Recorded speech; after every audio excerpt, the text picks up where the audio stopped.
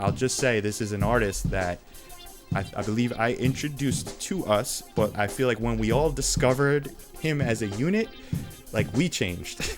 Like our jokes changed, like our vernacular changed because of this artist.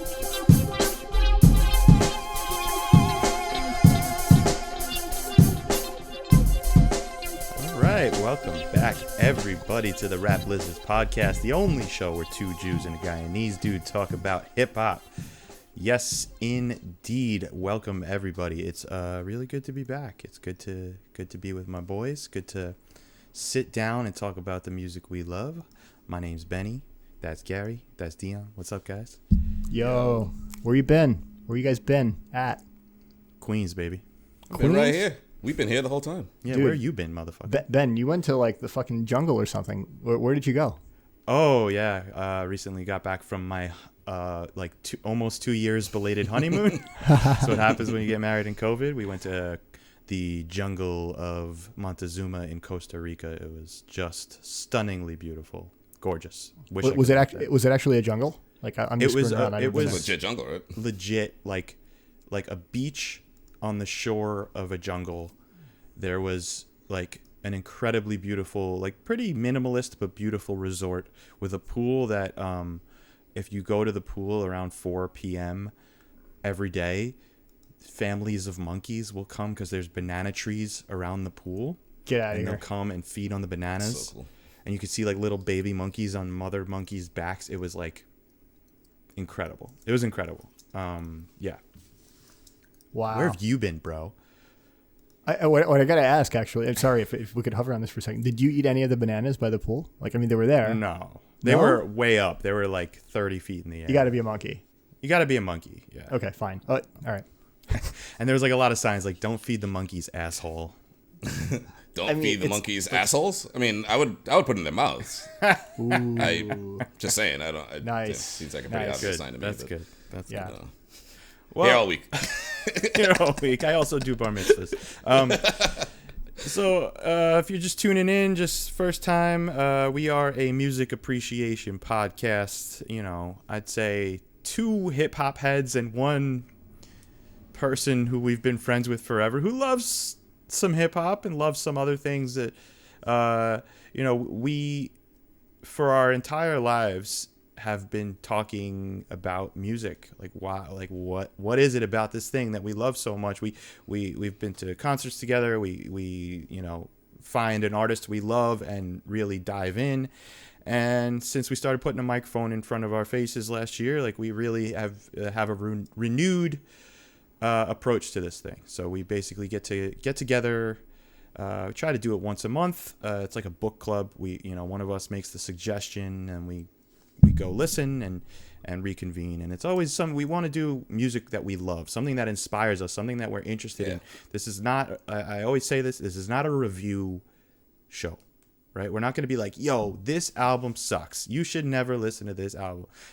To me, that's like a real fucking big waste of energy. So, we do sometimes say that an album is really good. But that's not like an official endorsement and shit. It's just a fact.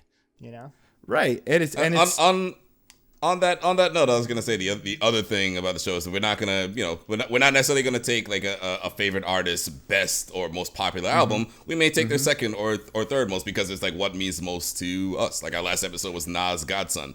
People would be like, oh, why did you do Illmatic? Well, Illmatic is top, one of the greatest hip hop, one of the greatest music albums of all time, but Godson means something special to me, so I wanted to do Godson. So that's, I think, another like kind of like unique kind of thing about our show that I really like. Right, and we do a lot of those like forgotten stepchild albums too.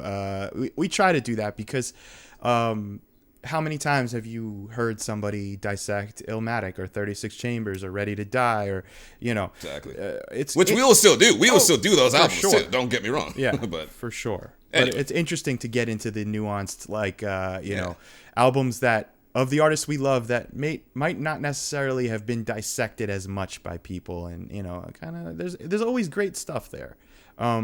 So we always take turns picking, and this month or this episode's pick was Gary's, and so like our artist today is a rapper by the name of Edan, Edan. I'd say this is the first artist that we're doing that there's a high likelihood that you may never have heard of him. And it's not an insult to Edan because he's incredible and he has some really incredible loyal fans.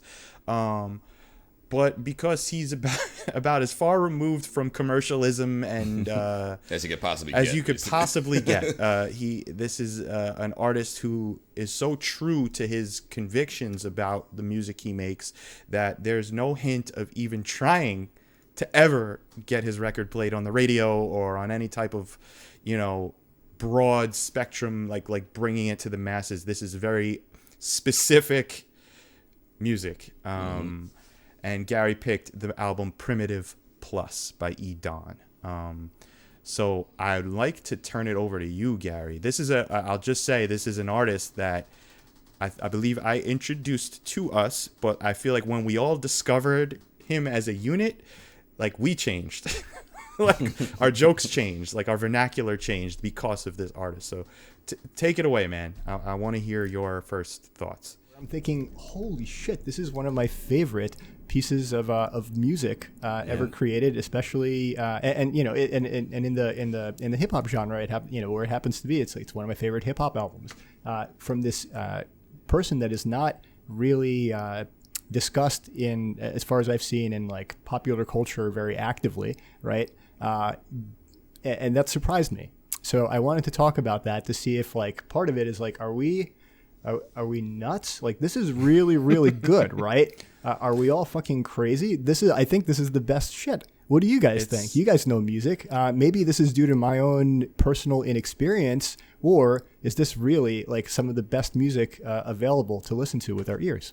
I think it's some of the best fucking music ever, Gary. It's I could tell you why it's not, especially this album, why it's so I guess fringe, or I don't know I can't even think of the word, like what it is. Niche. Almost, yeah. I think it lacks basically everything that you need to be like quote unquote popular, right? Like there's nothing that you could play like at a party where like people who want to hear what the sound, even in, I think, what is this, O2, Dion? Yeah, so I think I know where you're going with this, Ben. I'll boost what you're about to say by just listing a few albums that came out in '02. Yeah, go on. That came out around it. Just for example, first of all, Godson, the last album we just did, that came out. Eminem Show, Blueprint 2 came out in 2002. Mm-hmm. I mean, one of the most popular albums of all time. Nellyville by Nelly. Like, these are, huge albums. It Ain't Safe No More, Busta Rhymes. Like, these are like. Mm-hmm. Otherwise, like, more commercial, like much more commercially successful albums that came out around this time. So part of it, I think, and again, we will get into it, like actually probably in our next segment here. But I think a part of why it kind of got buried was kind of like Edan's own doing. He didn't, like, and this is like my, and not to say that he did anything wrong. I just think Edan just didn't really want the spotlight. So he decided to make this album that he knew wasn't going to be commercially successful. But he's like, no, fuck that. I want to make what I want to make. And this is the art that I want to do. And what was his first? It was his first major. It was his first real release where you could buy it. Like he had a mixtape ish type of thing, which I forgot what it's called. Architecture. Right? Architecture, yeah. Mm-hmm. Which I've heard, and it's awesome. It's funny. It's like prototyped of this. You know, there's what I mean? There's a few songs on this album actually that had versions of different versions of Migraine is one. I think the Migraine version on Architecture is actually better than the one. Well, it has a second verse, right? Doesn't it? I think so. Yeah, I think it does. But but Architecture is like almost like a sketch of what he then actualized with this. It's kind of, you know what I mean? It's like, it's prototypical Primitive Plus. It's how I look at it.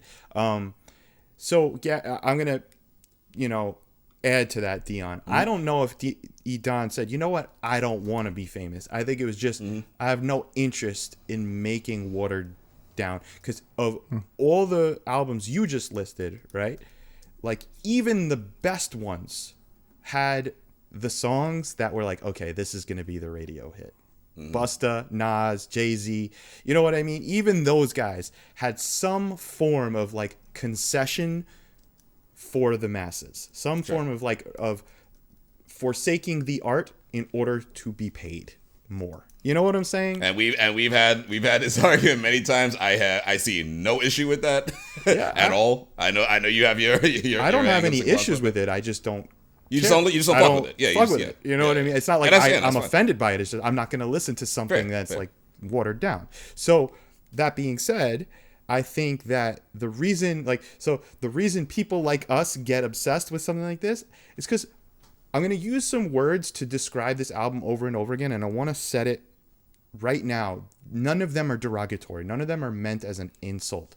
They're just what they are. I'm going to use words such as strange, weird, offbeat, niche. You know what I mean? Like, that's what this is. It's so strange, even for someone as fucking weird as me, as fucking Gary, one of the most beautiful, strangest humans I've ever met. Like, I love you, man, but like, you know, you're pretty strange. But you ever see Donnie Darko? Of course. You know when the girl he ends up dating, she goes, "You're weird." And he goes, he goes, "I'm sorry." She goes, "I meant it as a compliment."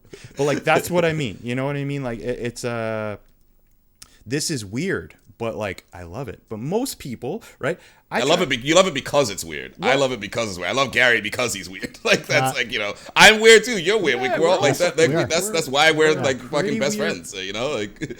Yeah, we're pretty weird people. But I love this not because it's weird.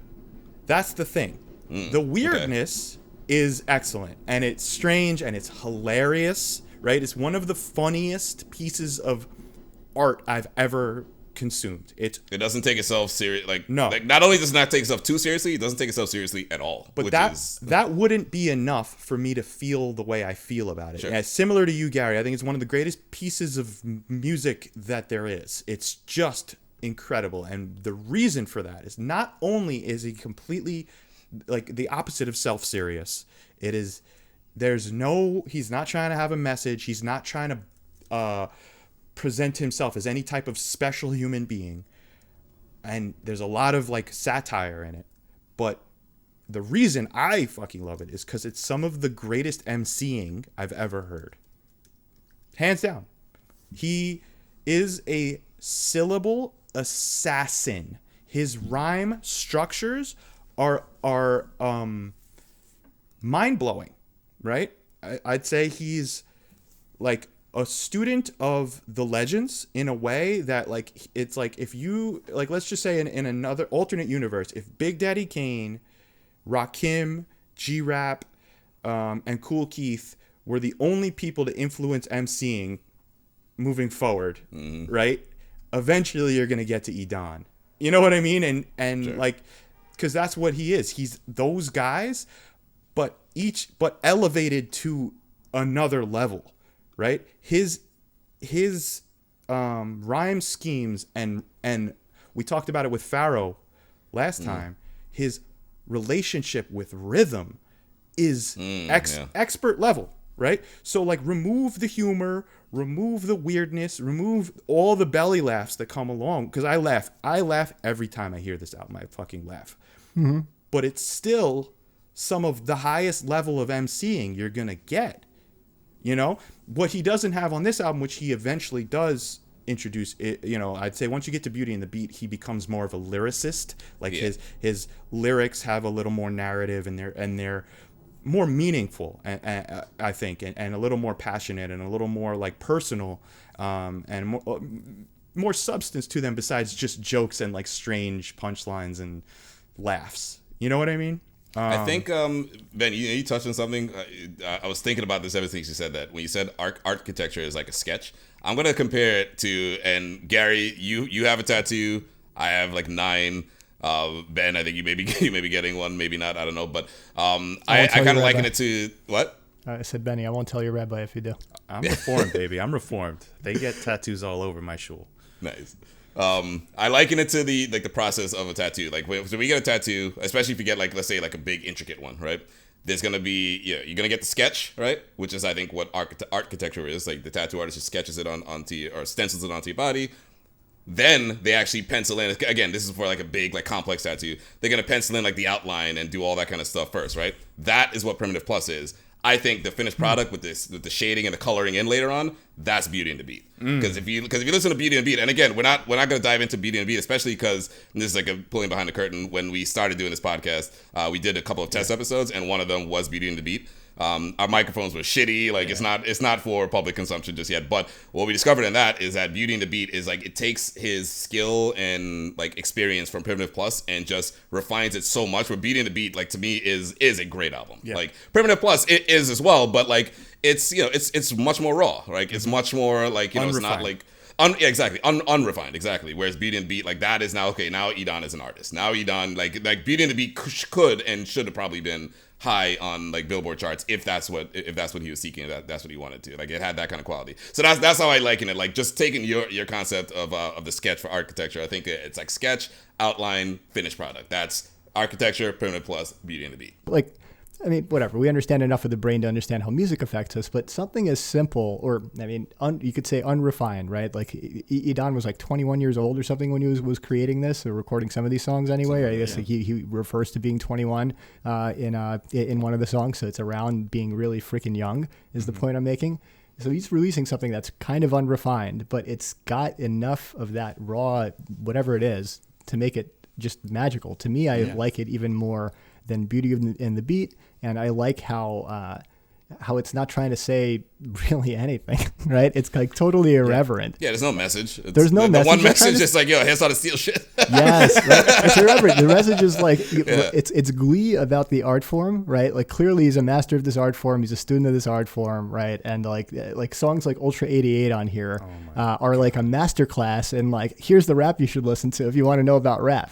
I remember 10 years ago when I listened to Primitive Plus for the first time, or however long it was, I didn't know what the hell he was talking about. I think I knew Cool Keith. That was it, right?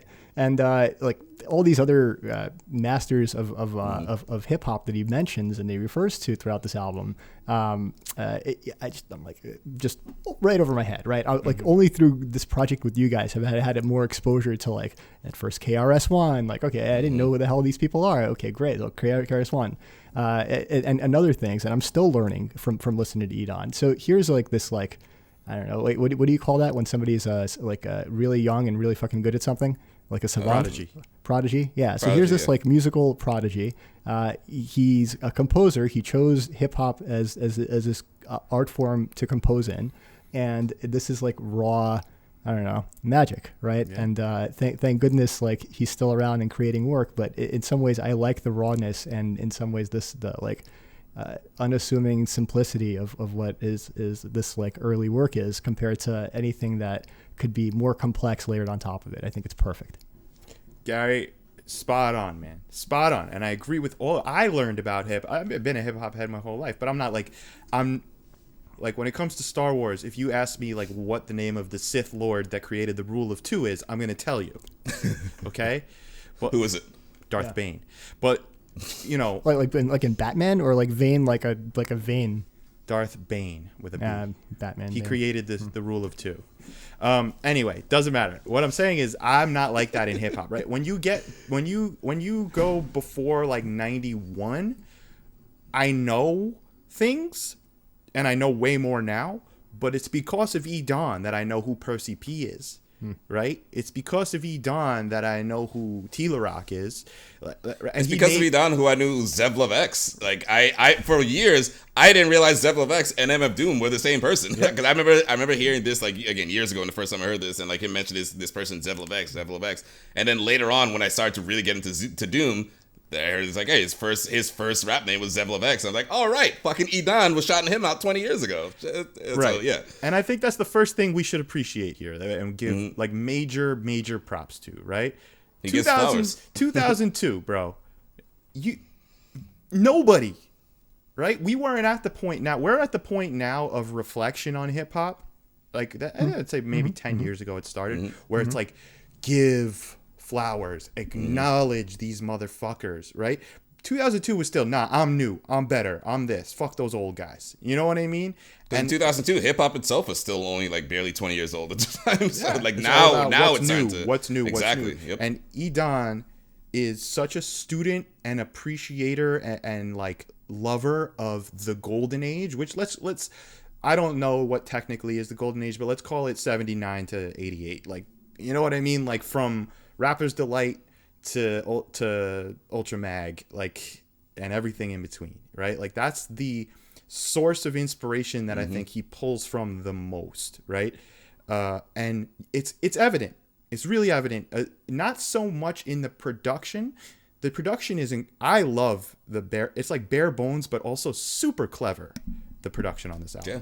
Everything's sounds low budget, right? It does. When you listen to the Chronic 2001, I feel like that's the highest level of studio output that you can get from a rap album. It's like Steely Dan's Asia. Like it's basically perfection. Like, yeah, there's like not one missing yeah. piece. It's just pristine, like 4K, like, you know, watching whatever the newest movie in 4K. Like that's what I think of when I think of the Chronic 2001, like just studio excellence. This is a guy with gear, like who with extreme talent and very low budget, right? And but what you do get is he's so inspired by the masters, right? To the masters, Big Daddy Kane, Slick Rick, Rakim, KRS-One, Kool Moe Dee, and there are several others worth mentioning.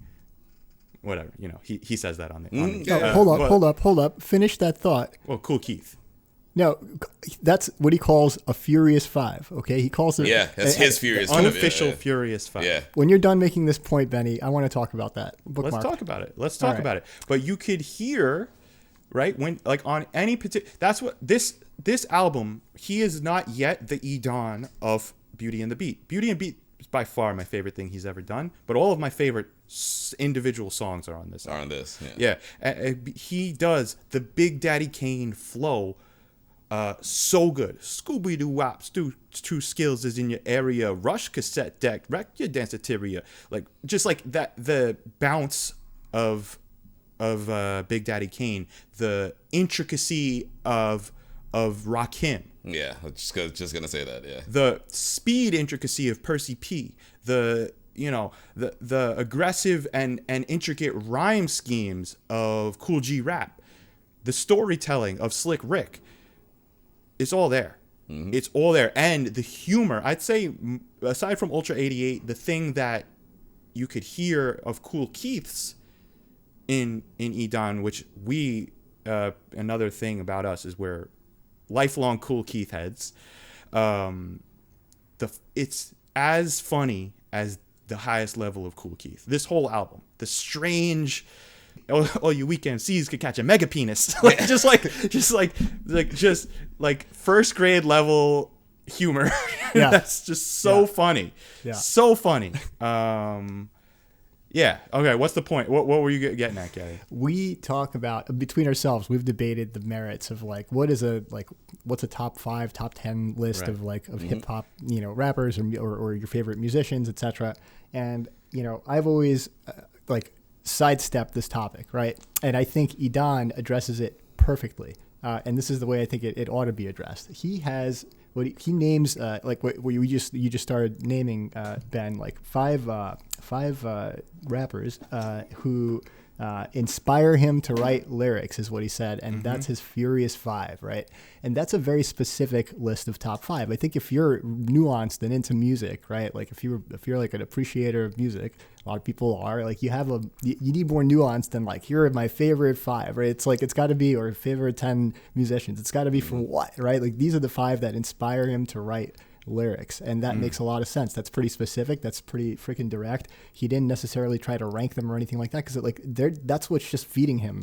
Right at the time that he was making this is what's feeding me right now. That's why our lists change so freaking often anyway. It's real, like for real. You actually have like 50 top 5 lists, right? If you were to create a freaking branch, like a tree diagram, it would be a mess. It would look like pubes, right? Because you have a very nuanced understanding of music. Yeah. So you have so many of these top 5 lists. And I have a feeling that somebody like Edan does as well. That's the kind of more realistic way to look at it, I think.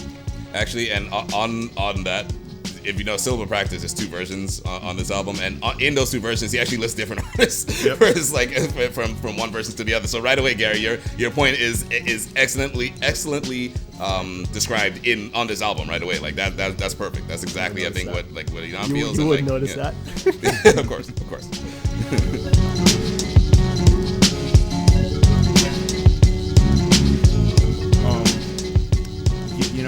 I think it's also important.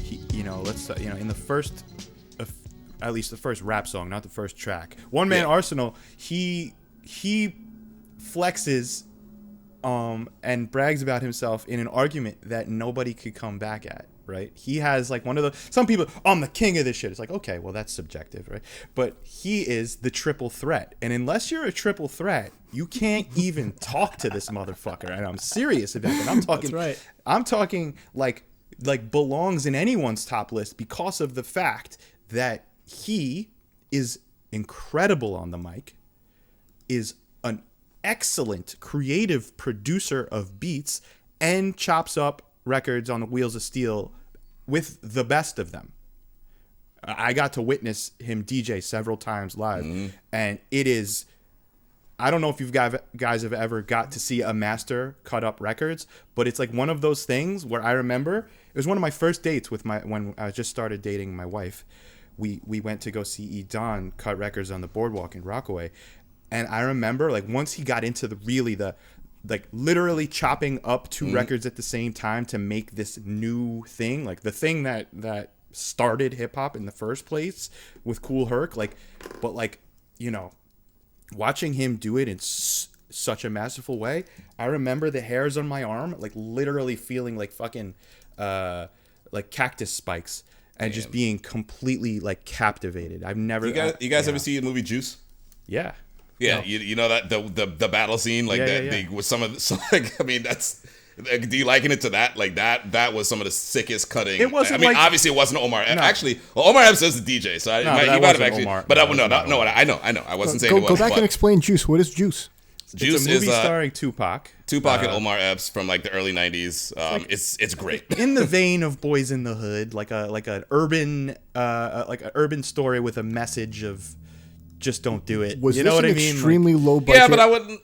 movie? No, I'm not trying to shit on. It's a great movie. Like Great movie. and so is Boys in the Hood. Like I don't want to make it seem as like this is like obstacles. No, you know? not at all. I'm Juice not is a making fun of it classic. at all. I actually love Juice. But there's a scene. So the Gary Omar Epps' character plays like a teenage like DJ like who specializes in cutting up. And there's a scene where there's a DJ battle where it's like they pit like it's 2 DJs at a time and they just go back and forth like cutting up records. And it's some of the sickest shit. It's one of the best like hip hop scenes in a movie I've ever seen. So I like it. I imagine that Edan Live is probably similar to that at least. Yes, it's similar. So like there's these masters like if you think about like I think the highest level of actual scratching that we're all familiar with, like you could probably hear on Dr. Octagon, DJ Qbert. He's like the fucking ninja assassin and the invisible scratch pickles. You could get into all that shit. Edan is not that in terms of scratching ability, but his ability to cut records and take break beats and make a new song out of 2 different records, like live in front of you. It's like he is a master. He's incredible. And what he does, which I think, Dion, I think we could whatever. I'm going to cut this part out, but I think we should splice in video footage right now of Edan. But did you watch those videos, Gary? They're sick. Oh, Especially this one video of him. Can we try to it's like 2 minutes. Can we watch that? Yeah.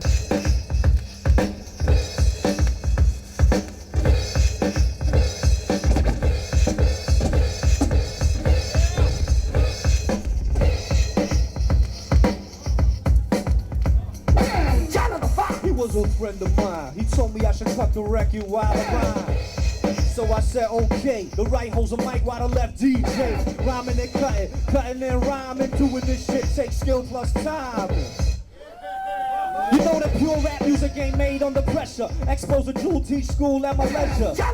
He was a friend of mine. He told me I should cut the record while I rhyme. Ain't shit you can say. Doing this live on a Tuesday. I call it cutting and rhyming and cutting. Make it look easy like I'm pushing on buttons. Oh shit. He will he does the 2 records, breakbeat, you know, cutting up, making a breakbeat out of 2 of the same records, which is basically what Kool Herc invented. And while he's doing that repeatedly, back and forth between records, he's also rapping like a complete song. And I don't know if there's another person who can literally chop up records, cut them, and make a breakbeat and rap at the same time. That is a level of expert ninja, like fuck you, I'm better than you, like come at me. How are you gonna battle someone like that? Like if he actually stepped up to the plate at a battle and someone was just rapping and he's like, oh yeah, watch this. You know what I mean? Like, yeah. Well, you know what it reminds me of, Benny, is like if you're, for the Star Wars fans, right? If you get like a Jedi Master, you have a battle involving somebody on the Jedi Council, right? Who is Flo Sam Koon. Jackson's character's name? Mace Windu. Mace Windu. Yeah, like Mace Windu, right? You expect them to like do some unexpected shit, because what makes a master is that they've mastered all kinds of stuff that they don't use every day. They've got all kinds of stuff in their back pocket, right? They don't flex it unless they have to. So you expect some kind of some kind of surprise, some kind of superhuman ability. And Edan, I think, especially now, he seems to be in some kind of like zen. I know nothing about the guy personally, but he is focusing on his on aspects of his 3 skills and not using them all at the same time to just blow people away constantly, which he could clearly based on this album that he made when he was like in his early 20s, right? But he doesn't. What is Dion doing now? Actually, we touched on that a few times. Like, what exactly is? He's focusing on DJing at this point, right? That's like his. If you're gonna see him live at this point, almost always it's he bills himself as Edan disc jock. So Disc jock. if you see him live, almost always he's gonna be spinning records and you know he flexes on the wheels for sure, but it's records. You know what I mean? DJing a party. I've seen him several times. I'm blessed. I don't know how Rockaway, which is such a meat and potatoes like Irish Catholic cop town, like I don't know how we got so blessed to have Edan playing the boardwalk several times a year in the summer. You know what I mean? Like awesome, he's always there, and I always invite you guys. But you know, hey fool, I've been there. Come on. You saw Edan spin? Yeah. With me? I fucking hope so. Wow. I mean, marijuana affects the memory. Listen, man. It's just special. It's special to watch for sure. So what is he up to now? He's producing at a high level, higher than he ever. You know, he keeps getting better and better as a producer. He produced an entire album a few years ago for Homeboy Sandman. He does projects with Your Old Droog, which is, they have a nice, you know, they're both Russian immigrants. Or I don't know if Edan was born in Russia, but I know his parents are Russian. Or maybe he's Russian. Edan's parents are Israeli, aren't they? On Wikipedia, it says Israeli, but I've spoken with him, and his name is Russian. He's of Russian descent for sure. So they have that connection, Your Old Droog and Edan. There's a song, I can't think of the title, but it's Your Old Droog featuring Edan, and he MCs on it, and it's chef's kiss, incredible. Every once in a while he'll pop up on the mic and like just bless you and impress and be incredible. But since 2004 or 5, I don't know when Beauty and the Beat came out, he has not released an Edan project, which is, for someone like me who is, obsessed, like really obsessed with his rapping, it's sad that it's sad for me because I want another full length. I hope we get one at some point. Is the song Help, Ben? Yes. Your Old Droog? Okay, yeah. Very good. Can't recommend it enough. I'm pretty sure, I could be wrong, but the Droog song that features MF Doom, one of the last, Edan produced that. Edan produced, yep, so like Edan produced Your Old Droog, MF Doom. That's a song which is really, really, really good. Also, Dope song. At any rate, let's get back to what makes this shit so special. Can we do that?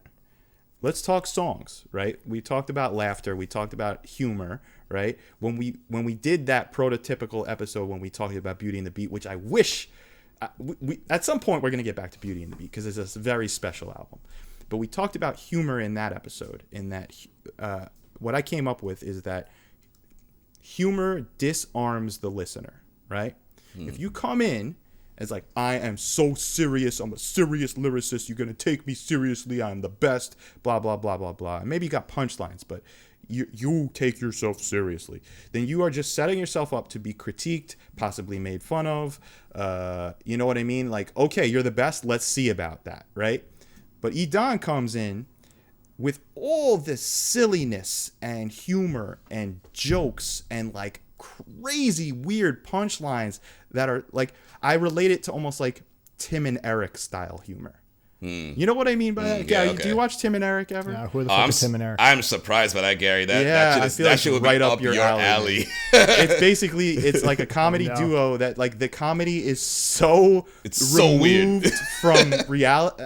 It's almost like anti-comedy. You know what I mean? Like, because none of it is like, here comes the joke. It's just like, huh? It's just there. Yeah, like, exactly. what? Tom Goes to the Mayor is one of their good cards. I mean, yeah, Gary, I can't I'll recommend send you enough. some links. It's my I'll favorite send you stuff, some man. links. Like you laugh now and like hang yourself in 30 years. Like it's like, Yes.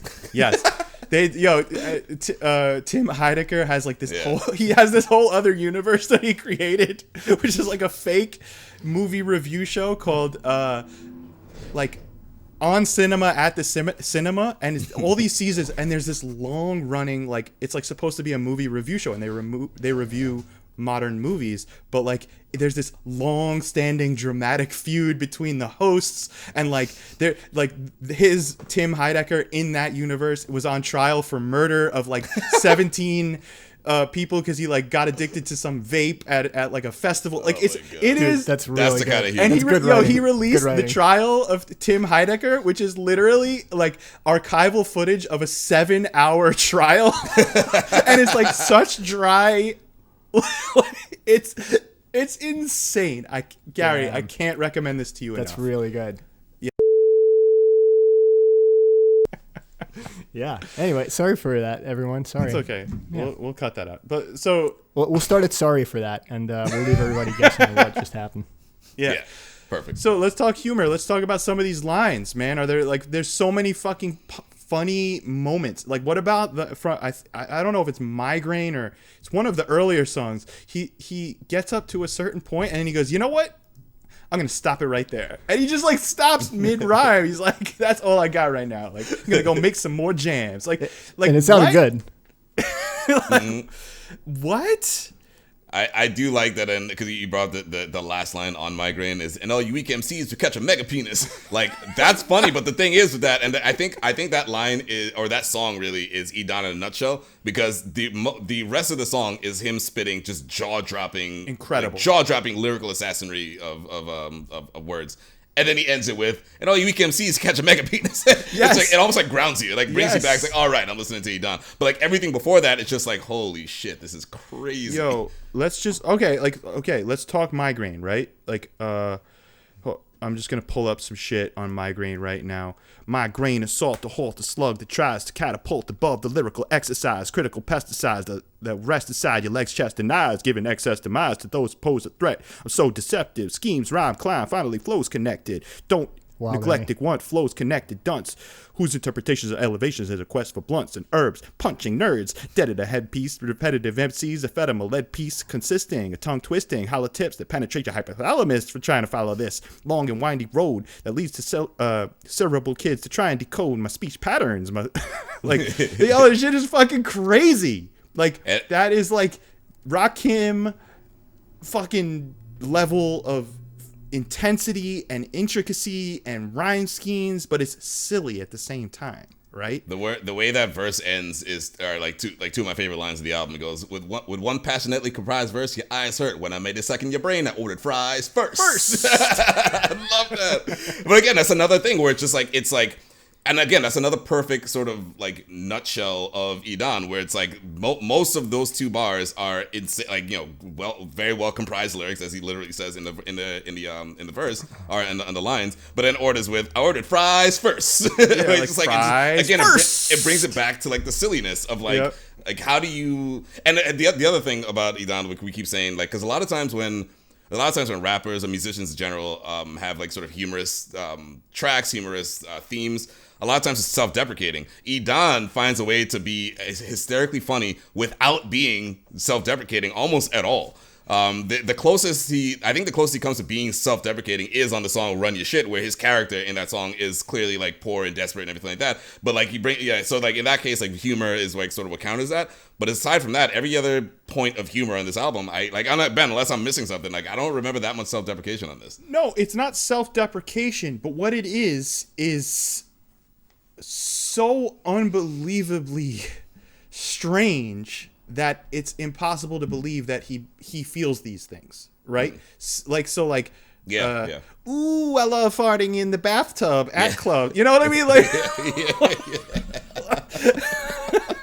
with smashing glass on the floor as I fart in a jar. Like, you know what I mean? Like, it's so immature, and so childish that it's just, okay. This is someone that none of our listeners know that we all know, Rashid, right? We had a friend in junior high school who was just so on this level of like immature silliness that doesn't make much sense, but is kind of dirty and like kind of fart humor and just like burgers, you know what I mean? Like also, think about also brilliant and also still funny to fucking 40-year-olds. Yes. And dude could spit too, man. Yes. Like, yeah, he was an MC too, man. Yeah.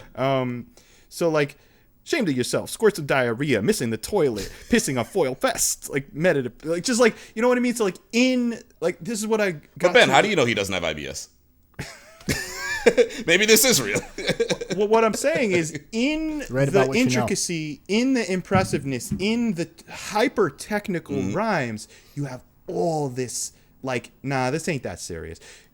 Another artist in a completely other genre that I've brought up before in this level is Frank Zappa. Frank Zappa is like literally the highest level of classical composer you could get, like an actual Mozart genius composer, who also like not raps, but sings about the most disgusting, stupid, like the stupidest fucking zircon lyrics. encrusted tweezers. Yes, like literally with a pair of zircon encrusted tweezers in my hand. Every other wrangler would say mighty grand. But like, you know what I mean? Like really silly, because the music is serious enough. You know what I mean? So like, that's a good Ben. That's a really good line. The music is serious enough. Like you don't need to go. I mean, not you don't need to. I mean, there's like most of the music that is that serious, like takes it to the next level. And it's there's no humor, and it's like it's serious, straight up music. Like that's what it is, and that completely not only is that fine, that's great. That's some like produces some of the best music ever.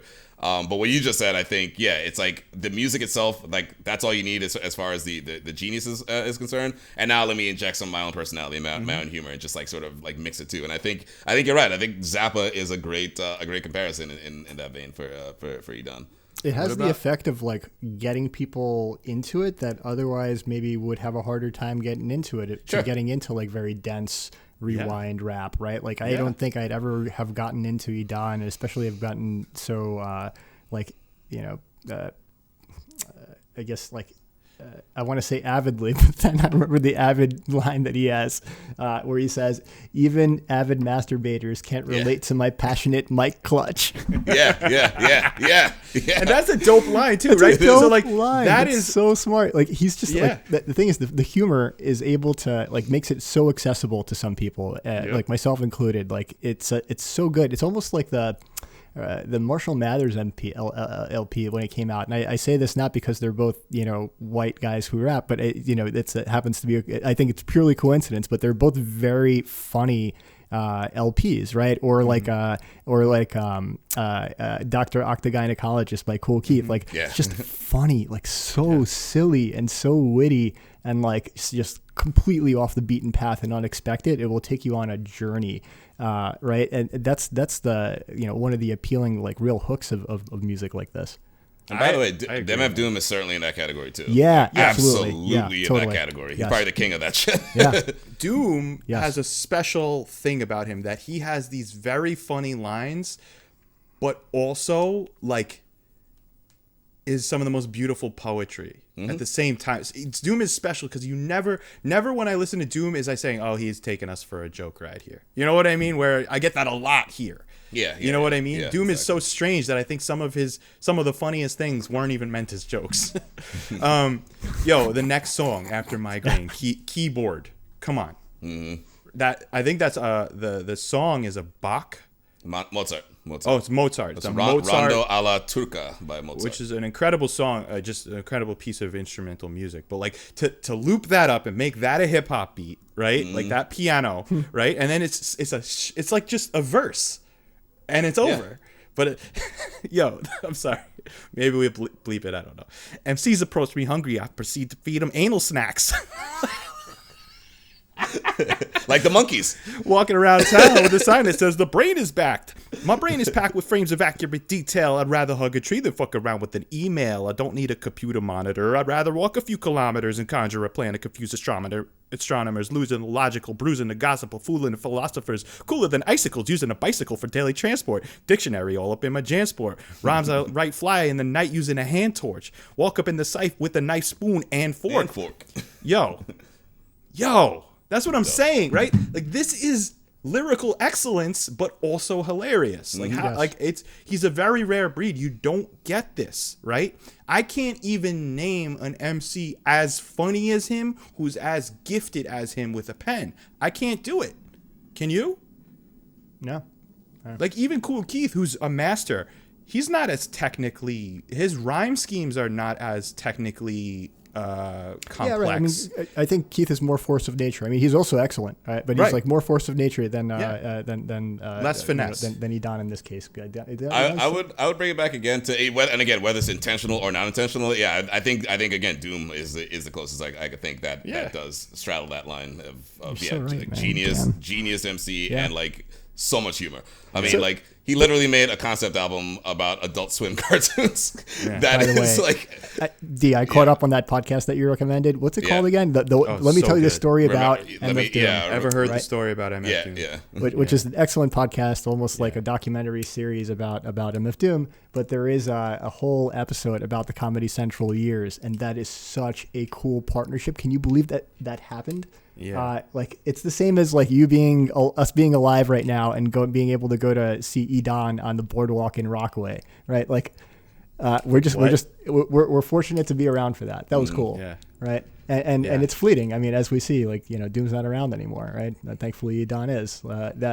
So everybody follow his Instagram and go to his shows. Yeah, please. Yo, in this song, there's one of my favorite lines or groups of lines by any rapper ever in Keyboard. All right, let's break it down. So like the prelude to that is yes is the answer, the question is a dancer, which I don't know. But then he goes, the mind is linoleum, the structure choreography. So linoleum is a common thing that breakdancers used to put on the floor in the street to like do head spins on, because it was smooth. You could b-boy on linoleum even on the sidewalk. So the mind is linoleum, the structure choreography. My oral compositions win awards for cinematography, right? We talk about that with Nas. Paints a picture with his words, right? Steven Spielberg clapped. I even peel Herb's caps. But and then he changes the subject, which just happens a lot in his songs. He bounces from theme to theme. But the mind is linoleum, the structure choreography, my oral compositions win awards for cinematography. That's fucking hard, bro. Plenty of more lines like that throughout the whole album.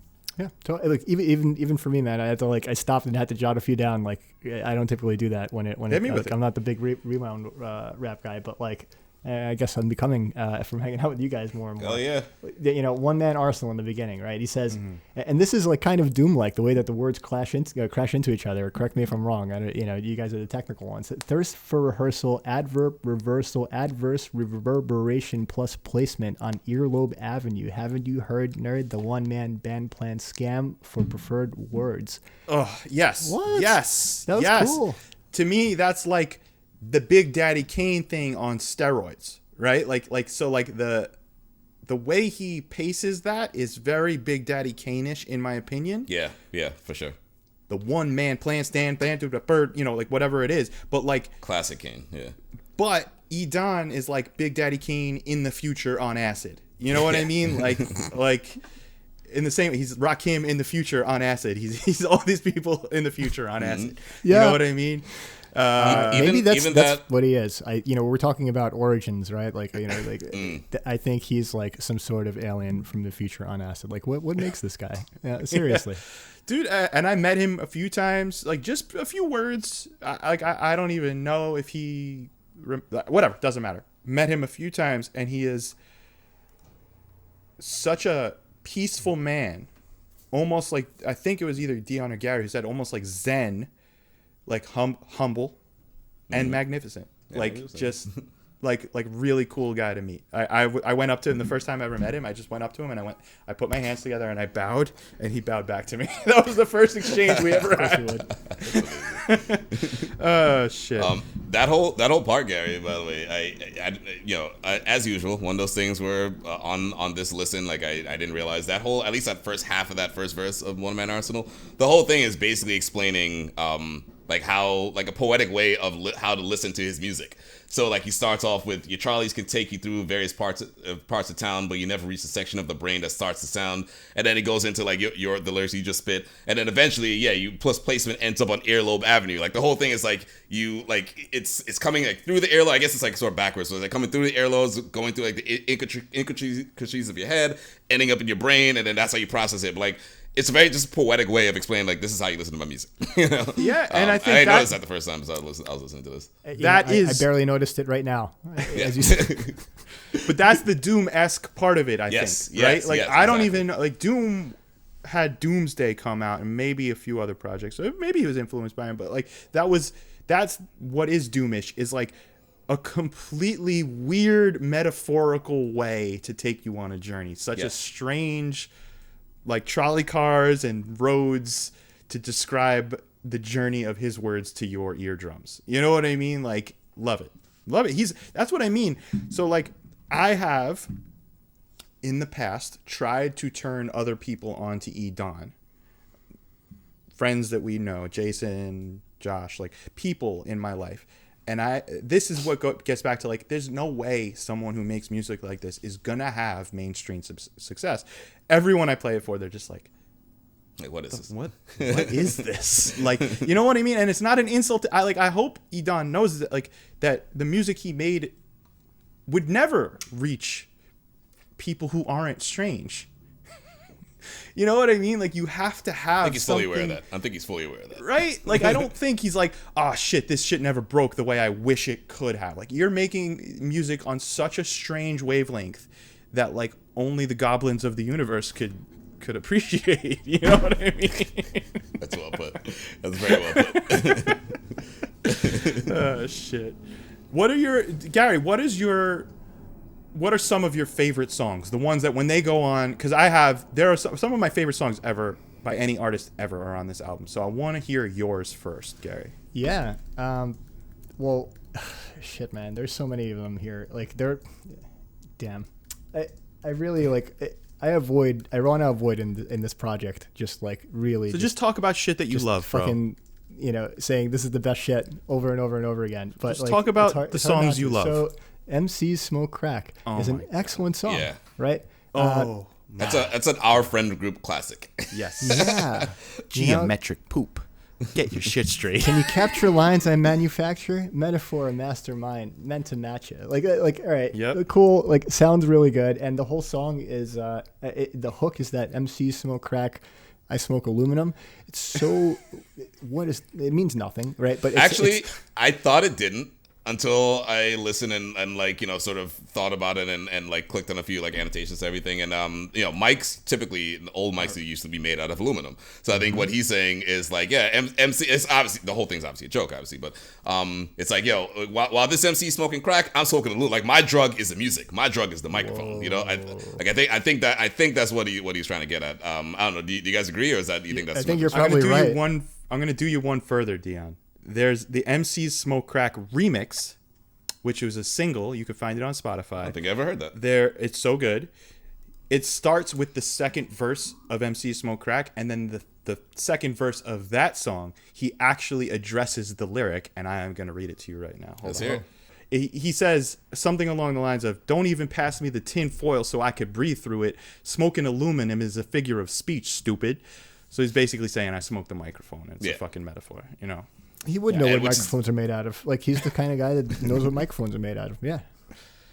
And that in itself is also, again, I keep bringing up Doom, but that also reminds me of a very Doom-like line of like, especially like, you know, like, it's a metaphor, stupid. Like that is something Doom would say. Yep, you know? for sure. Or what And is it? even that song, D, right? We were talking about I ordered fries first, right? Like just like like I ordered fries first is funny enough, but I ordered fries first is like the inflection. what? Like what? In the middle of a rap song. Yeah, Like, and it choices, right? fits. Like, who would think to make that choice? Who would see that choice as a choice that you could make, right? Right. Like, And so on MC Smoke Crack, right? On the first hook, he goes, MC Smoke Crack, I smoke aluminum, right? And then the follow up is I smoke aluminum. He like raises his, like what? and it sounds good. Like, that's the thing. Yeah, it sounds great. But and he great. puts an echo on it. So like, I smoke aluminum. He says, you know, I saturate your face with the mega dumb reverb. I think sometime in this album. So many good lines here. Yeah. Another really good one. Run that shit, right? So that's like we're saying, like there aren't many good there aren't many like story focused songs in this in this album, but like this is one. It's a simple story, but it's a very funny one. It's this is Edan's "Give Me the Loot." This is Yes, basically. And it's just a song about like being this villain, as you brought up, I think, Dion, like, and just like, you know, as this character that robs people on the streets, this despicable character who is like, man. Guys, talk about this track. This is the funniest shit. I think this is the thing that hooked me onto the album in the first place. Yo, Barry is I think it ugly, bad breath, but real cool. We used to sit in the stool and reminisce about school. Yo, we were technically related because he married my daughter. Yo, all right, wait. We'll come to the crib when he needed some water. Yeah. So this track, right? This track, I think, is a perfect example of something I wanted to touch on. Before this track, whenever Edan talks in like about tough guy shit, it's so clearly a joke, right? He's so clearly, in my opinion, this is just me, making fun of how silly it is to be a tough guy on the microphone, right? I talk about this a lot. Rap is a lot like professional wrestling, okay? The amount of people who talk about busting guns, killing people, and dealing drugs, maybe they've done one or two of those things, but the chances are all of the crimes they've talked about committing have not been committed, right? This is why the East Coast West Coast war of the 90s was so like shocking, because it was like, oh wait, you guys are serious? Like, right. You guys are actually serious about this shit? You know we're doing play here, right? And then it got serious, and but since then, like, it's well, whatever. But right. And before I upset anyone, obviously there are cases and instances, plenty of rappers who do come from the life of true poverty, who have to commit crime of some either drug dealing or and aluminum. But what you're talking about, Ben, like you're talking about like rappers who are actually saying like I am murdering this person on the track, like 10 times out of 10 they're not actually doing that. Like no, but and even the ones that are on the mic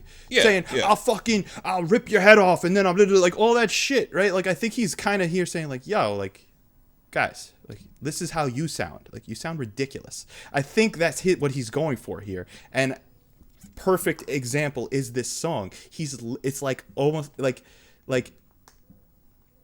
I think somebody texted Dead Body Disposal before. Was it you, Gary? Probably. So there's like, there's a Necro song called Dead Body Disposal where he's literally telling you what to do with the body after you killed it. And like, I think Necro wants his listeners to believe that he's telling the truth. Like, I don't know. Like, I kind of feel like he presents himself and was like, no, I really cut the head off and use the arm as a pump to get the blood out the neck. Like, I work, as we know, I work in film and TV, and the very first thing I ever worked on was a Necro music video. And I met the man. He's not a Dead Body Disposal person. He's totally normal. So, but again, it goes to the fact of like, yeah, this is professional wrestling. My actual homeboy, by the way. What? My actual homeboy from Canarsie. Oh yeah, you guys are from the same hood. Same hood. So doesn't matter. I love Necro. Fucking love Necro. Like hilarious, most cancelable rap you've ever heard in your entire life. I don't think we could ever even cover his music on this show, quite frankly. Don't follow his Instagram or Twitter if you don't want to be offended. Basically. Wait, he's on social media? Oh yeah, he's a big presence on social media. It's crazy. It's nuts. You don't want to see it, but you do. Getting back to this song, it's so ridiculous the way he just each verse is a story, and each one is funnier than the last. I think the Barry one is the funniest, actually. Like, we were technically related because he married my daughter. He would come to my crib when he needed some water. Like, yo. But even like within it, like, you know, he's bragging about his brand new Maxima, not his Lexus or his Benz or nothing like that. He's bragging about his brand new Maxima, which I had a Maxima. I love it's that very shit. down Like, to earth. Right on. Yeah, I get excited about a brand new Maxima. Those things are badass. I had a Maxima as well, man. That was my college. I stole it from my parents for like 2 years. When he wraps up the song, he's like, "Yo, stealing is the way to go. You don't gotta ask for shit." Yeah, no, it's the way he ends it. Like, you think it's about to be a PSA of like, yeah, no, guys, I was just joking around, whatever. But he goes, hell yeah, stealing is the way. It just goes in complete other direction. Like, oh, okay, yeah, we're committing to this. Cool. Yeah, it was self-affirming, totally. Yeah. Oh my god. What about number one hit record, Gary? Yo, number one hit record. The flyest on the 12-inch. Talk about that. Just that one line. The flyest on the 12-inch. So's your girl, but she doesn't make records. Right, like just like it's like a pile of like funny one-liners. That song. It's really good. I mean, it's like it fucking tickles. It fucking tickles all over. Go to the zoo, and when they're whack, parrots tell them. Yeah, like I can't utter half of that. Like you just can't go through any of the lines in that song without like saying something extremely offensive on the radio. Yeah, whatever. That song, the structure of that song is very unique. It's almost like every 2 bars is like there's an intro of like almost like a half bar, and then the follow up, like a almost like a title and a subtitle. If you listen to that song, that's the entirely how it goes. It's like do do do do do do do do do do do do do do. Do like that. Like it's like cool. I've never really heard a verse like that. Do you know what I mean? Does that make sense? Silver Surfer on the cerebellum. MCs go to the zoo, and when they're wax, parrots tell them. Exactly. It's almost like putting a colon at the end of that first line. It's like, and that's like the title, and then the subtitle or like byline or whatever is like right underneath that. Like that's kind of like I've never heard like a rhyme structure like that before. It's like fragmented thoughts over and over again, almost. You know? Yeah, I mean? but it's still structured in a way. It's not like all over the place. Like it's still like it's almost like a half bar, and then like a bar like 1.25 bars, and then a half bar, and then 1.25 bars. Like I know I'm putting a very like mathematical scientific nature to this, but if you listen to that song with that like that in mind, you'll hear exactly what I'm talking about.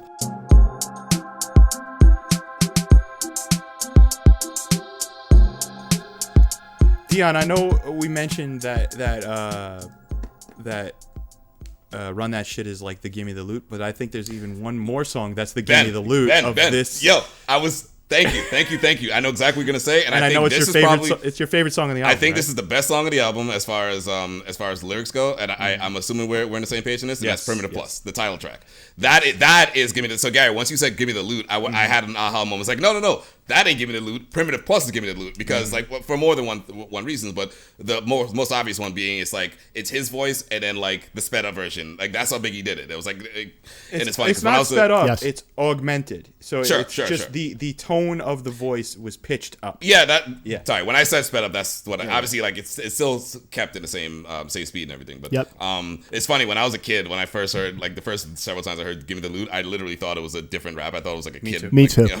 But then like as I grew up later, I was like, oh, it's okay, good. Okay, so I'm not alone in that. But that very much is the Gimme the Loot.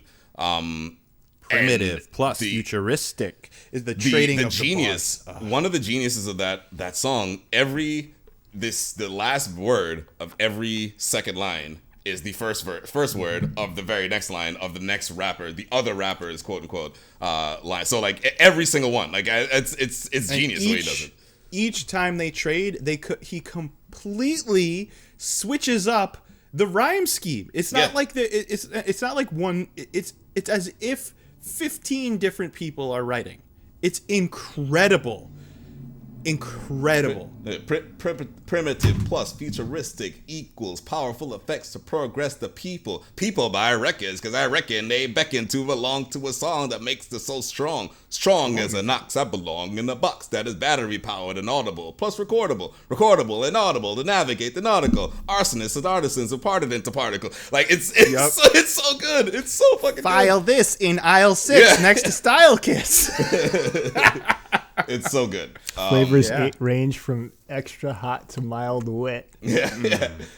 Fraudulent fucks are depositing mucks into Cool Herc's kidneys. Your fools will turn to mince. Which is like also like that is what the fuck is he? That's so good. Such a good line, because that's literally so. Even in this like weird, strange song with all these jokes, he's saying, "Yo, like new guys, you guys are fucking up this shit." You know what? That's basically what he's saying. You're positing muck into Cool Herc's kidneys. Basically saying you're disrespecting the art form almost. You're not paying tribute or whatever. So, I think you're right. That's exactly it. Yeah. Also, Ben, I'm sure that next line, meat is what I abstain from to remain one with organic principles to keep the mind invincible. Bro, you're vegan now. How did you? I don't know if he's still vegan or vegetarian, but I know he rapped about it a few times on this album. And he's on a song called Get Wise 91, which is a Mr. Liff song, which is incredible. And he says, I used to eat spaghetti with tomato and meat sauce. Now I rock veggies with the sauteed tofu. So like he does talk about food a lot. He talks about food a lot. But I think he might have been vegan or vegetarian at one point. That makes total sense. Yeah. However, ironically, in that sense, I think that line wasn't necessarily talking about meat. The meat in that sense was like the shit, like the shitty things that like new rappers are doing to like almost put shame to like Cool Herc's name. So or double meaning, or I mean that's likely the actual answer. It's just a double and triple entendre. I want to say, because I asked the question to Gary, and in typical Gary fashion, he skated around it and Gary and I have such starkly different, drastically different perspectives on art and music in particular. Like for Gary, it's just like, these are pieces of art. I can't rank them. I can't categorize them. I can't say which is my... And that's just who he is, and who I am is like, nah, this is my favorite. Actually, no, this is my favorite. Actually, this is my favorite. I just... It's how my brain works. So, sorry. Yeah. So there are songs, like I said, my favorite album, my favorite piece of art he's ever done is Beauty and the Beat. I think it stands alone. It's like this beautiful work, but all of my favorite individual songs he's made are on this album. I don't know if that makes sense. I think as an album, sure, Beauty and the Beat is special. But the songs, Migraine, Keyboard, MC Smoke Crack is hilarious, but it doesn't fall into this category for me. Syllable Practice. How about Rap Perfection with Mr. Liff? That might be the hardest song on this whole album. Mr. Liff, Edan slays the first verse. Liff's verse he's really good at telling these stories that take you a few times to listen to, but he's literally basically saying we're gonna invite people to the club, we're gonna turn up the volume and assassinate them with our music, like in a very intricate way. Another allusion to aluminum, because my cerebellum hits harder than aluminum pipes. My rap definition is a beautiful sight. Again, I think that goes back to the aluminum pipe being the mic. Like that's what he's killing you with. Dude, let's do that verse. Yo, I'm here to smash rappers with all nationalities, finalize strategies, and charge up your batteries. I rotate domes with acmiculous precision, illuminate, mutilate your 20/20 vision, crush your coronary, pulverize your pulmonary, combat your commentary, test your testimony. Demolition is an everyday delight. My syntax is intact to wax your megabytes. Talk technician with a terrible tongue. One attempted imitation makes a tear in your lung. You make a move for your burner, but I'm already out. Making claims on your name, but the majority doubts. My cerebellum hits harder than aluminum pipes. My rap definition is a beautiful sight. I'm in depth, but I relax. Your index to relax. My reflex to rehash. You regret the relapse. My math is maniacal. Speech trying his peach. The presidential prodigy who led essential odysseys. I rock rivet. Whatever. I can't even do it. But like, that is such a fucking dope verse, bro. That's like, yo, if like that verse appeared on like one of these technical like a Royce album, I'd be like, yo, that shit was hard. You know what I mean? Like, so fucking good. Love that song. You guys fuck with that song? Yes, I fuck with that song. I fuck Such with a that song. hard beat too. That boom, boom, you Yeah, know what I mean? yeah, It's like yeah. aggressive. That And would when be a Lift great. comes in too, like he's dope too. Yeah, this is great. This is Love Mr. Lift. We got to cover some of his shit. Yo, do you guys fuck with this song, AEOC? Oh, are you talking about the instrumental. Evening, the instrumental. man? Oh yeah, that's crazy. Is that him playing? I think or it's is a it sample. It's a sample, yeah. Of different instrumentals. Because here's the thing about this album in general. Like I usually always have like, all right, it's always when I always saw my research when we do this podcast. There's 3 websites that I refer to always: the Wikipedia page for the album, the Genius page for the album, and the Who Sample page for the album. There's not much in the Who Sample page for this because there's not. And Gary, you started this by saying, oh, you guys probably know a lot about the background and the history of this album. Not really. There's not that much to research. There's not that much out there to really tell. So like that's why I didn't know if this was a sample, if this was instrumentation. Usually I'd be able to tell that by going to either Who Sample or Wikipedia or Genius. They all have that information, but it's kind of bare bones here, and I kind of like it like that. Yeah, the samples are pretty obscure. They're so obscure. Like oftentimes, like at least once on an album, I'd be like, oh, that's that Steely Dan record, or that's that Sun Ra record, or that's that, you know what I mean? But like, I I don't know where these fucking samples came Except from. for the man. Mozart one, like Yeah. it's like it's hard to tell. There's a Method Man vocal sample on it. Get the mic in my hand, I'm mute. Yeah. That's from That's Method Man. it's from the Rockweiler, I think. Or is it from? It's from one of the Method Man. Blackout, some Blackout, the song Blackout. Yeah. With the mic in my hand, I mutilate MCs. Yep. So, yeah, Mic Manipulator, probably my favorite. That's the one. When that one comes That's on, yours, I feel like if I was ever a professional skateboarder, that would be the song on my debut part. Ha! I see it. Yeah, just like that simple but impactful piano sound.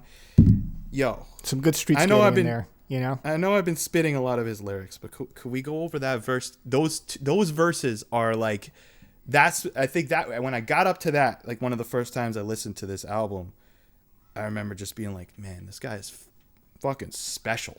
You know what I mean? Just like, I'm not gonna do the whole verse, but when the intro to the second verse. Well, I'm a mental motivator, dialogue demonstrator, principal professor in the province of pen and paper, logical legislator, an optical educator, philosophical detonator with extra lasers. Like, this shit is so crazy. Like, so crazy. yeah. That's what I mean, right? I'm going to keep going back to it. Humor with insane talent and skill. It's a rare thing. It's a rare fucking thing. It's a fun listen, right? It makes it a Yeah. really fun listen. Yeah. By the way, in the chorus, one of those French lines translates to "I want a haircut, if you please."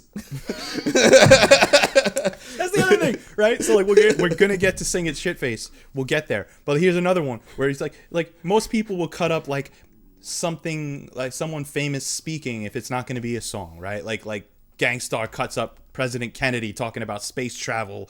You know what I mean? Like something that we can identify with. But Edan's gonna throw in random French people talking. Yeah, exactly, and it sounds melodic. It actually sounds like it fits. It's a conversation. It sounds like a regular French conversation. Literally, someone asking like, "Hey, if you got time, can I get a haircut?"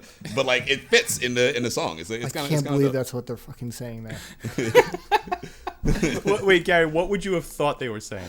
No, I never tried to put words to it. It's just, it sounds right. It's like baby, Right. like it's like hearing language when you're a baby is when I would love to learn French someday. It's a beautiful language, but like that's what I hear. I hear like It's like wiping your ass with silk, as the Merovingian said in Matrix 2. I hear what the Merovingian said exactly. So I was just, it's such a random thing for them to be saying. Like what a choice! What a choice! Who would have thought that is a valid choice to make? And it is. Yeah. And then we could do this with every song in the album, right? We could, if we had all the time in the world, we could be like, oh, what about Ultra 88, which let's just say is an incredible tribute to Cool Keith, yep. and Ultramagnetic, but particularly the Cool Keith flow of Critical Beatdown. It's an excellent representation of that in a weird high-pitched voice. You know what I mean? That skit is hilarious. Yo, I got an Ultramagnetic. Yeah. Very good. He got a hamburger signed by Eric Sermon. Nobody Still in the freezer, something like that. Nobody ate it. No, and he goes, I got an Ultramag record for '88. Nobody ever heard it. I got this EPND record from '79. EPND would have been like 11 years old. Right. At the time. So I was like, what the fuck are you talking about? It's great. Man, you ain't got that. Yeah, that reminds me. Yeah, you remember Big Mike in high school? Oh my god. Do you remember that? Mike the Liar. Mike the Liar. Yo, I every time I hear this song, I think of Big Mike. Like, this is exactly the kind of shit Big Mike would have said. And he wanted you to believe it too. Yeah, exactly. Yeah, he would get mad when you didn't believe it. It's like, yo, what the fuck? Come on, man. So I guess No, you because don't. we have,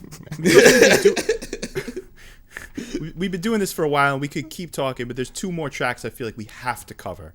All right, the final track, which is "Sing It Shitface" before the secret track, we gotta talk about that. Gotta fucking talk about it.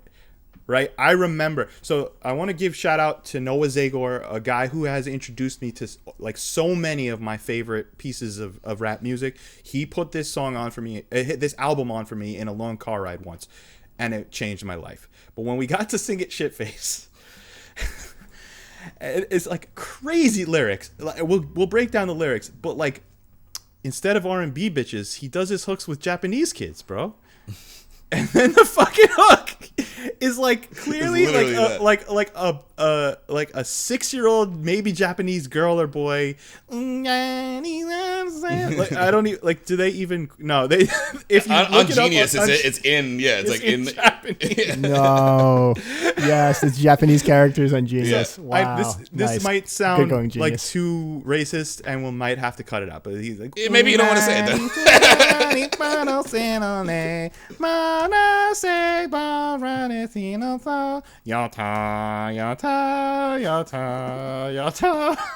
like what? It sounds so good though. It It sounds so sounds good.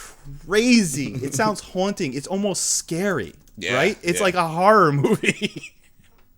What were your thoughts? Do you Guys, remember I the just first plugged time? this into Google Translate, by the way. So and let's hear it. Means Fatsu, right? I guess those are names. There are 2 princesses in one. Right.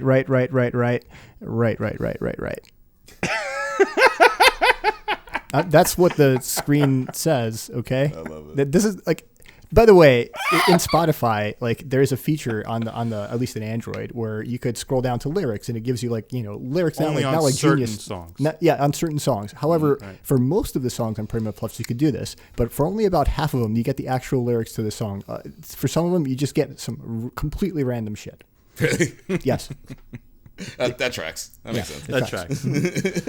So like, what a strange choice. Like what?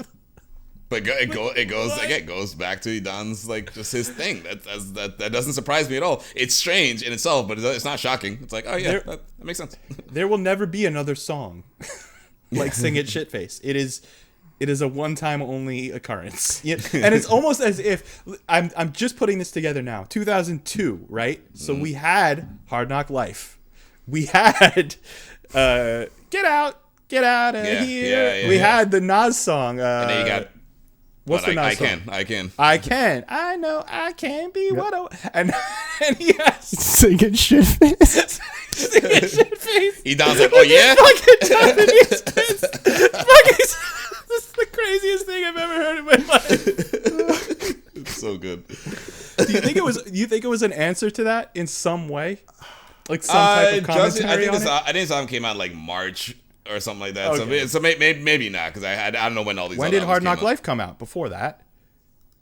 I think I- 2001 That or feels like 2000. 1999 to me. Yeah. Or yeah, 99, something like that. Oh, that maybe yeah, but like I Can came out like late Right. 2002. So but there may be something to that. Sure. I think it's some type of like weird cerebral diss on having kids sing your chorus. So I mean, whatever. Like, I think that's the future, man. That shit sounds great. It's so good. Sounds And the really good. lyrics, the second verse it's insane. Ooh, I love farting in the bathtub, sweet. at clubs, at home, on the road, in your face, unload, in your eyeball, fart while walking on the sidewalk after nightfall to the point where you spray Lysol. Despite all the things that people might say, I grab my genitals and tell them have a nice day. The right way to grab a mic is constantly exhibited by me, the MC, who knows he's unlimited. Its imminence like water splashing on the coastlines where I go to town meetings. Or how about this? And on the bulletin, I post rhymes. Most times I don't give a fuck about what you're telling me. I get excited and crash a 3rd grade spelling bee. And just as a girl named Bethany is about to win by spelling cheese, I interrupt her train of thought by yelling freeze. Yo! Just disruption. And he keeps going.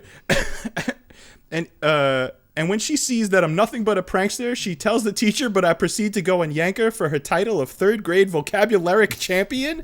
She starts to cry. That said, I get you. That's what you get for tampering with the wordsmith with the verb gift. The principal got nervous when I ran into his office shirtless. What's the purpose of terrorizing elementary schools? I don't know. He goes, I don't know. Yo, he literally says, what's the purpose of terrorizing elementary schools? I don't know. Classic teenager. I love it. I love it.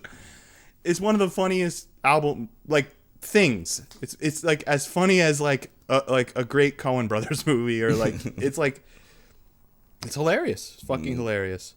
And then do you guys have anything else to say on this song before we get to the greatest secret track in the history of by the time we got to 2002, secret tracks were like a thing. Like it's almost like you had to listen to the last song on whatever album to see if there was a secret track. Yeah, right. I remember what were some of your favorite ones? Like I remember on like Dave Matthews Band, Remember Two Things, right? When you listen to it past you wait 9 minutes or something past the last track, you hear like rain and like crickets and stuff. Like cool, that's very nice, right? Like what are some of the other ones? My favorite is it's on Danger Doom, Meatwad doing beef rap. Yes. Yep. Beef rap. That's fucking dope. You got that. You got we need food. No, but you got what was it on? You guys don't like them, but there's a band called Coheed and Cambria, and they have a secret track which is literally like a 20-minute fucking rock opera, incredible piece of music called 2113.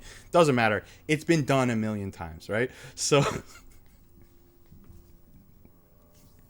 I think Gary, this is the first, I remember now, this is the first Edan song I ever played for you. Okay? Really? We were chemically challenged. I'll put it that way. And I was like, yo, you got to hear this shit. And I put it on. And, yo, don't throw the beat on yet. Throw it on now. That's some Mr. Show humor. I love it. Yes. It's the most irreverent humor. Go ahead, Benny.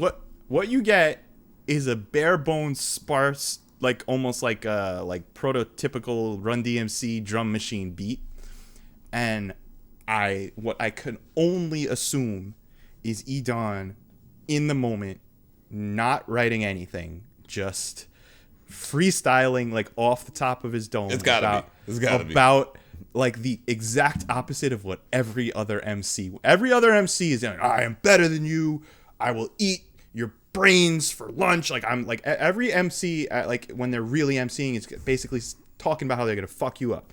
Edan is saying, I just want to hang out with you guys. Let's get some popcorn. Let's look at the girls. I just want to make friends with MCs. Buy him ice cream. Take him to the park. And we'll hang out. Go see the butterflies. Look at the girl. She wants to give us a toy.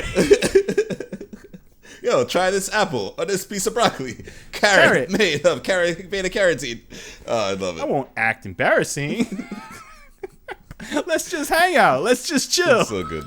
Let's just hang out all damn night. Let's just do it till the morning, right? Let's go by the river and rock some ride. You're right. It's got to be a stream of consciousness. Like it's just like one track, one take. Just like get it down. Has to be. Yeah, this had to be like record at 3 a.m. And see if it sounds good the next morning situations. You know, this was brilliant actually. Possibly drunk or high. Like something was occurring. Like. It's almost the purity of these lyrics is almost like a complete counter to like the toxicity of Run That Shit. Yeah. I think that's probably one of the reasons he put it on. Is like, all right, I put this shit out in the world. Let me release indie album with something completely opposite.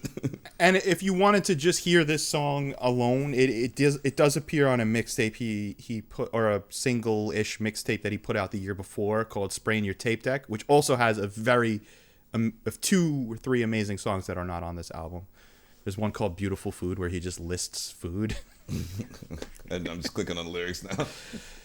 Yeah, but like, great.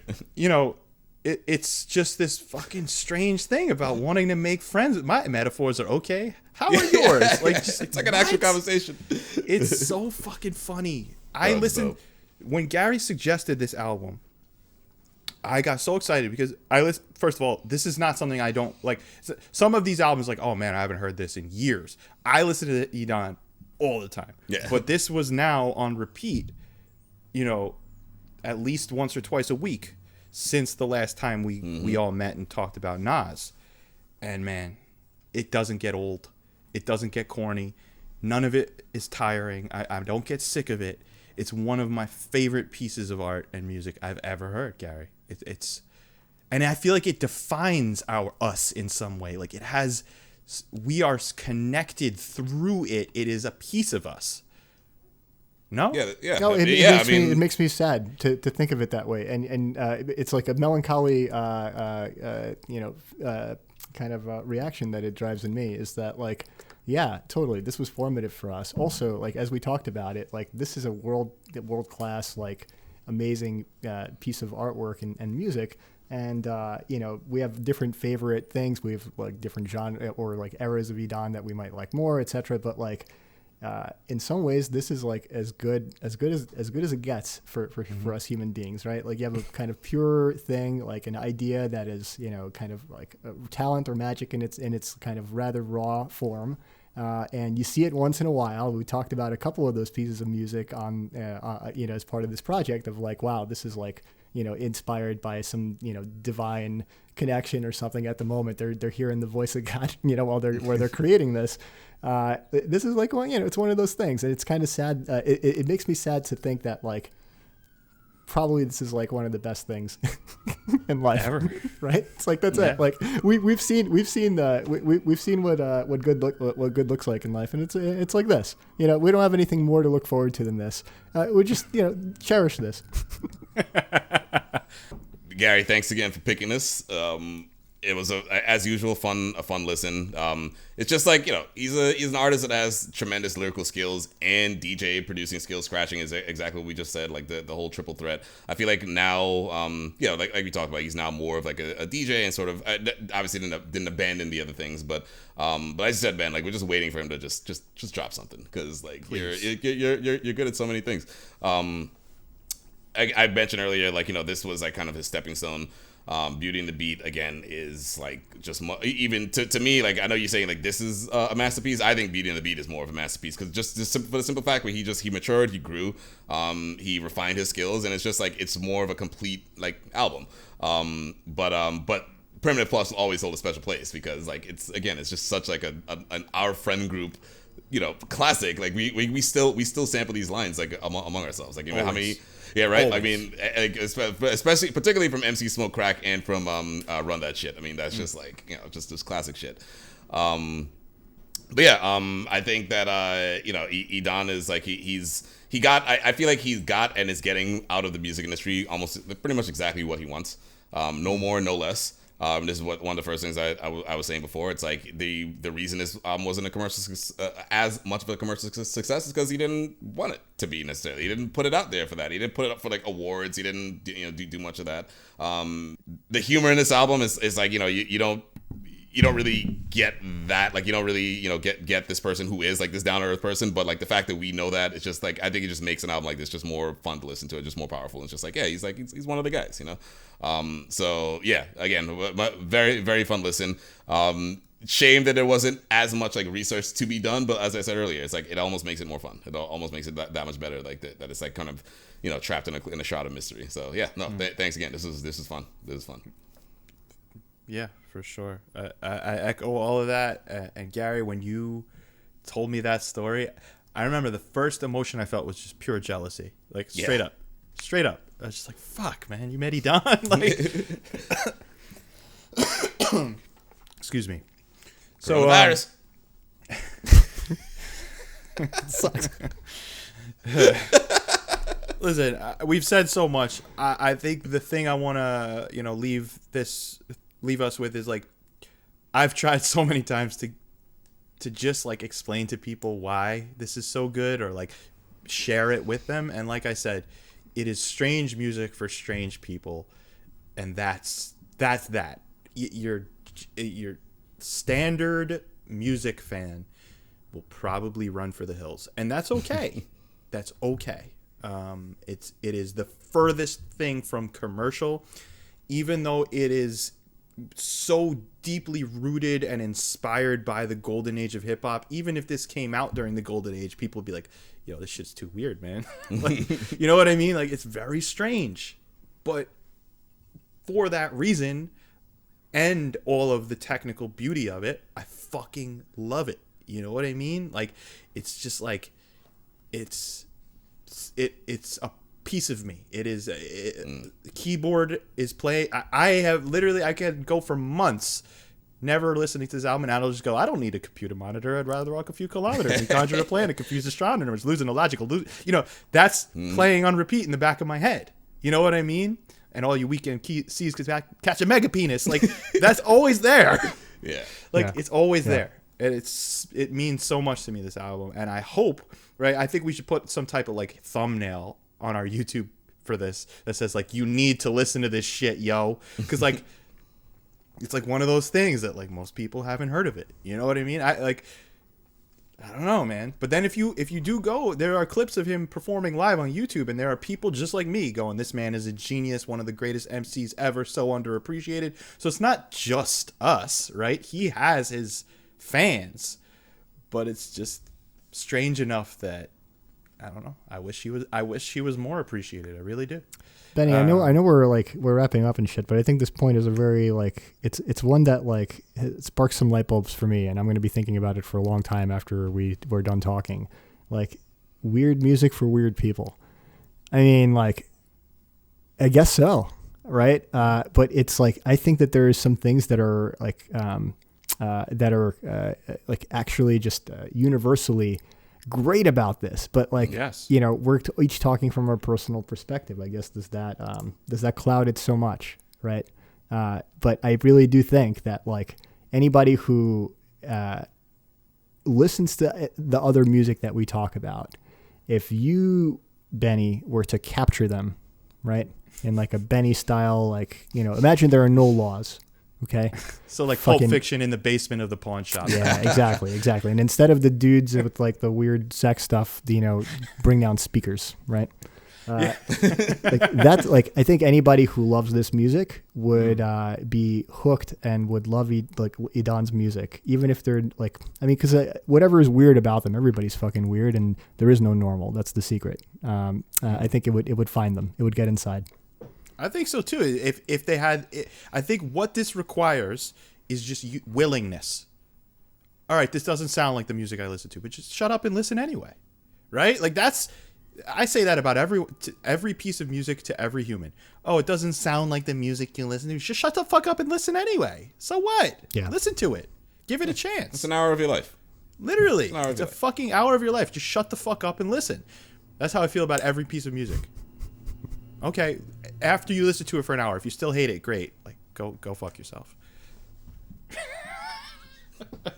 Yeah, wow, fans, go fuck yourself. that's guys, the official motto. Go fuck yourself. Listen.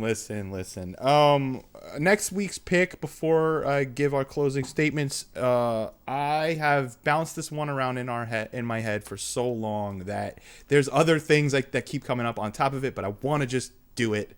So we're gonna do "Moment of Truth" by Gangstar. Fuck yeah, hell yeah. We're gonna examine one of Guru and the hip hop masterpieces. Love it. Yeah.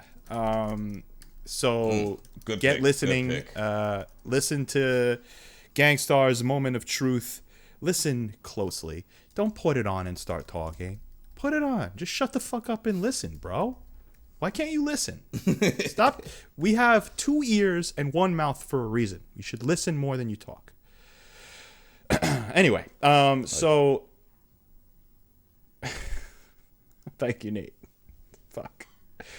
I do listen to Kanye, and I hate it every time. So that being said, if you got this far, I want to thank you, and I want to just, as we have been saying, want to ask if you have it in you to click like and subscribe. It really just, what it does is it helps other people find us, and we would love that. We would love for people who are fans of the music that we talk about for this to pop up in their YouTube feed. And, you know, if you're listening on any other platform, Spotify, Apple Podcasts, whatever, you know, a subscribe goes a really long way for us. It definitely helps other people find us, and we would appreciate it. And if not, all good. We love that you listen to us anyway.